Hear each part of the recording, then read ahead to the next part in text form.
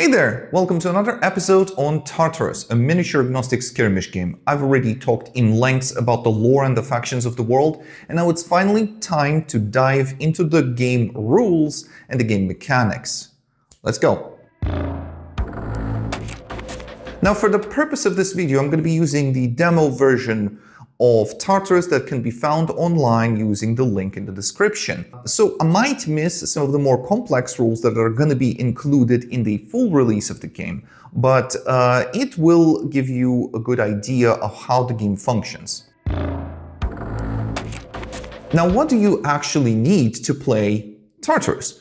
Well, let's start with the obvious. You'll need a tape measure with inches, a set of D6 dice or six-sided dice. It would be great to have multiple sets of different colored ones to be used as tokens for activations. You would need a board to play on.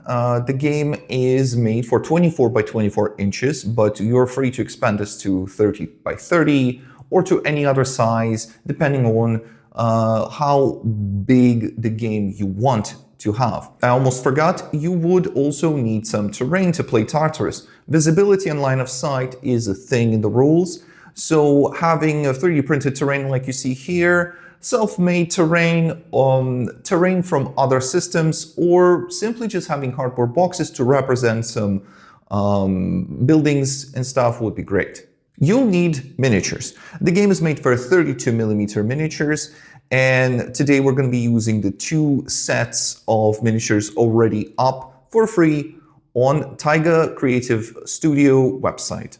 And last but not least, you'll obviously need the rules for the game. Again, they're up for free, so grab yourself a copy, set it up with your friend, and, well, play it. In the standard game of Tartarus, you and your opponent would both agree on a starting budget. By default, it is 300 styges, and you spend those styges on buying and equipping your soldiers. However, you can increase or decrease that standard to provide you either a faster game or a much more longer strategy-heavy game. For this video, we're going to be using the two pre-made warbands that are included in the demo of the game, the Ark Foundation soldiers and the penitent cults of pain. And before we start, it would be a great idea to learn the anatomy of a war sheet. Now let's take a look at Captain Laura's war sheet. At the very top, you can see her name and faction, her overall cost that consists of her enhancements and gear, her dice pool, which is the amount of dice you roll to activate her, her defense characteristic, willpower characteristic, and overall health. Below that, you will see her weapon section. Every thrall has a limit of carrying 2 weapons at a time, and you will see their names, ranges, effects, such as flat amount of damage or keyword effects, and the cost of the weapon. Even below that, you will find the equipment and armor section. There is no limit on how much equipment a thrall can carry, but you do need to note the cost. Always note the cost. However, there is a limit for armor. Each thrall can have only 1 piece of armor on them. Lastly, the ability section with the name of the ability, range of the ability, and the values or types of dice you need to roll to activate that ability, as well as the cost of the ability. Now, you've probably noticed that I've completely skipped these giant sections of the war sheet. These are the dice sections, and the colored in stars are the divine sparks. Divine sparks are purchased for your thrall before the game, but in the demo version, some of the thralls already come with pre-filled in divine sparks. Now, what these allow you to do is to save one of the dice from your activation roll on them to be used as a reaction action, called snap actions in Tartarus, or in the next activation over in addition to your next activation roll. And this is it for the war sheet. All of this is practically everything you need to know about your character and what it does on the battlefield. Now, the game of Tartarus does not have any rounds or phases. It has an unlimited amount of turns and activations during those turns. Now, for example, we can take the first mission of the demo rulebook, the first transmitter mission. Much like in a normal skirmish, both players start by rolling off, and the winner takes one of the border edges. The opponent must choose the opposing edge. The winner sets up one of their miniatures on the board, followed by the opponent setting up one of theirs. They alternate this way until they both run out of thralls to deploy. Then the first activation is made by the winner of the roll-off. And then every subsequent turn is always started with the winner doing the first activation. Really quick segue to explain the faction traits. Whenever you choose a faction in the demo version of the game or in the full release of the game, each faction will come with its own gear list and faction traits. Faction traits are passive and work at all times, depending on their conditions, obviously. The Arc Foundation, for example, has that true sturdy mentality, so it will allow you to reroll any failed willpower roll. The penitents, on the other hand, are powered by pain, so if they're getting more damaged and are reduced below half of their maximum health pool, they get one additional dice into their dice pool. The full release of the game will have 4 more factions in addition to Arc and Penitents to choose from with their own gear and their own faction traits to choose from, so keep an eye out. Now let's pretend that in this situation I'm playing Arc Foundation and it is my turn to activate one of my thralls. So I'll choose Captain Laura over here. All I have to do for that is take as many dice as shown in her dice pool section and roll them.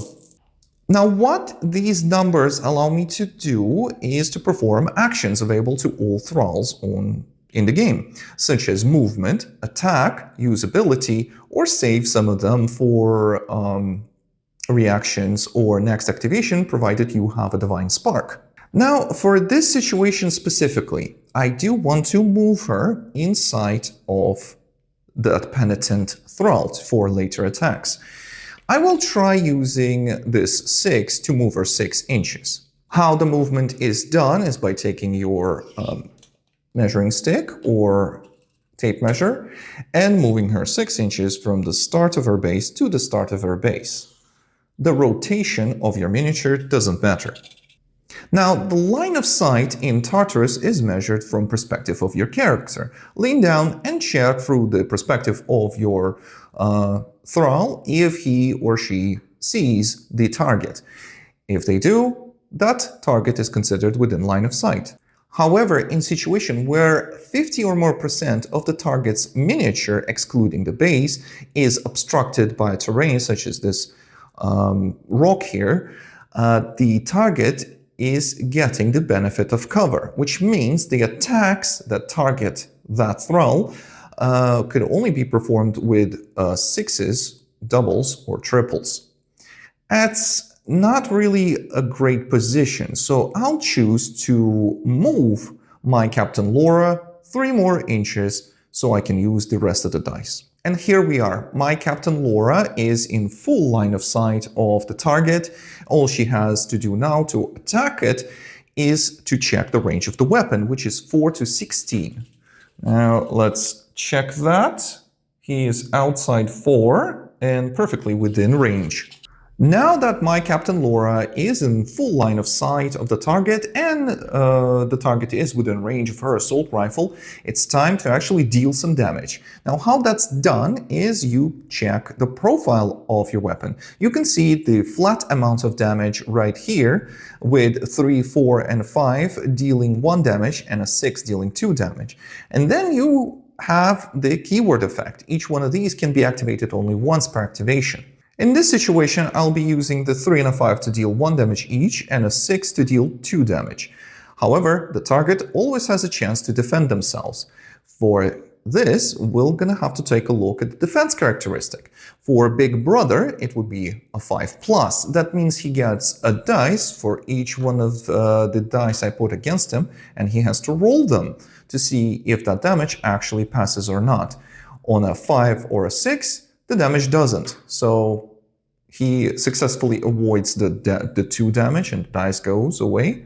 Now for the 1 damage each, he rolls a 1 and a 1. So that unfortunately he'll get those 2 damage on him. Now let's turn back time and imagine that Captain Laura had a dice with a value of a 1 in her activation roll. This 1 will allow her to trigger the keyword effect of the assault rifle, a keyword called volley.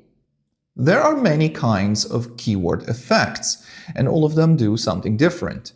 Each one can only be triggered once per activation or another time as a snap action. Volley, for example, will allow Laura to take 3 dice, roll them, and for every 6 or a double, she will do 1 piercing damage. Piercing damage being the damage you cannot defend against. Andres here has unique weapons with this keyword, with this very specific symbol here. This means that this keyword is always at effect as a passive trait of the weapon. Heavy, for example, will not allow you to move if you use the weapon, and the weapon itself cannot be used if Andres here had a movement beforehand. Big Brother here with his giant axe has a swipe keyword. It will ask him to dispose of any double, but will allow him to damage every thrall around him for X amount of damage. Now let us rewind even further back to the very start. I know what Big Brother can do with that giant axe of his, so I don't want to get super close. So first things first, I'm going to use an ability called Not One Step Back. That ability needs a double, and this is a symbol for the double. So I'm going to use the 3 and a 3 to tell Andres here that he will not die today. And what that means is the next time he reaches 0 HP, he simply pops back in with 1 HP. Now, after that, I do have quite a good dice here to be used for movement and then potentially dealing 4 amounts of damage, or movement, shooting, and then storing 1 dice on one of the Divine Sparks that Assault Rifle has to be used as a snap action. Now let us look in detail on the mechanics of the Divine Spark. First things first, it allows you to use the saved dice in your next activation in addition to your next activation roll. However, it can only be used for the purpose it was saved for. For example, if Captain Laura here would save that 6 on her assault rifle, it could only be used for that assault rifle only. Same with the movement dice section. If there would be a dice saved there, she would only be able to use that dice to move that many inches. And ability section, again, same. Now that is not where the use of Divine Sparks actually stop. You can also use those saved dice to perform one of the 3 snap actions. The first one, snap movement. If you have a dice saved in your movement dice section, you can simply move at any point during your opponent's activation. For example, he comes too close, simply roll away. The next one is snap attack action. This is perfect for Laura right now because she did save a 6 on that assault rifle. So whenever an enemy starts or finishes a movement within line of sight and range of her assault rifle, she can use that 6 to deal 2 damage. It can also be used for those melee weapons in case where an opponent's thrall really wants to run away from you. You simply trigger a snap action, smack him in the back. And lastly, the snap ability action. It's pretty self-explanatory. During your opponent's activation, you simply cast one of your abilities if you have enough dice saved in your dice section. Now, we've already covered the defense characteristic provided by your armor. This defense characteristic lets you bounce off any physical threat by rolling a dice equal to or greater than it shows on your war sheet. However, there is non-so-physical threats as well, the threats of the gifted and their paranormal abilities. For that, we have the willpower roll and the willpower characteristic. This willpower characteristic starts with 6+ and can be improved with equipment and other abilities and stuff. Some of the abilities will ask you to do a willpower roll. That means you'll have to take one simple dice and roll equal to or above. If you succeed, you're safe against that ability. If you fail, something nasty will happen. Now, you might ask yourself, what's the goal here? How do I actually win the game? And it's very easy, and let me explain. In the demo version of the game, you will find 3 different missions, each one dictating its own victory conditions. Let's take the first one, for example, the first transmitter mission. This one asks of you to have more of your thralls in the center of the battlefield by the end of the turn than your opponent. If you do, you score a victory point, and the first one to reach 3 victory points wins the game. As easy as that. In a one-on-one skirmish, you get 1 victory point for each killed enemy thrall, and the game ends once one of the players reaches 6 victory points. The full release of the game, in addition to 6 more narrative missions, will introduce the moons. What that means is whenever you make a warband of your own, you must choose a moon to fight under. There are 8 in total, and each one will dictate how you win the game.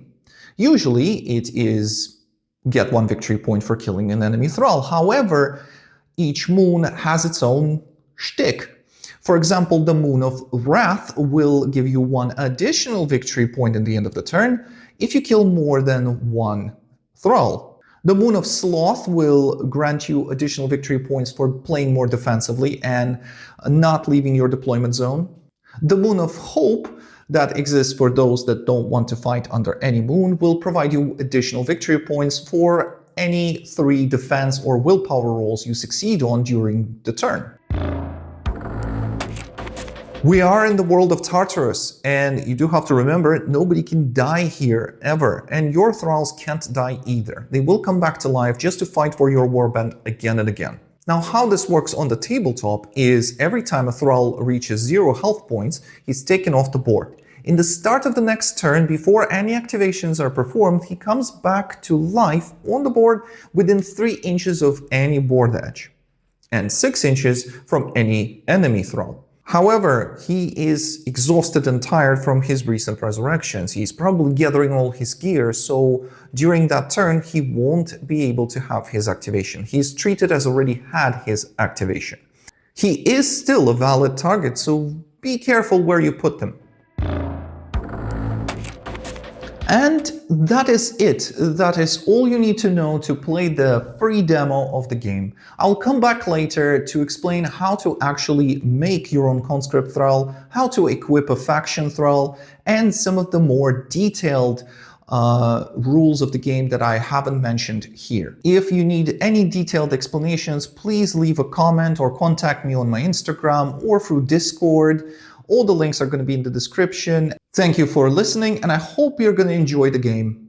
See you!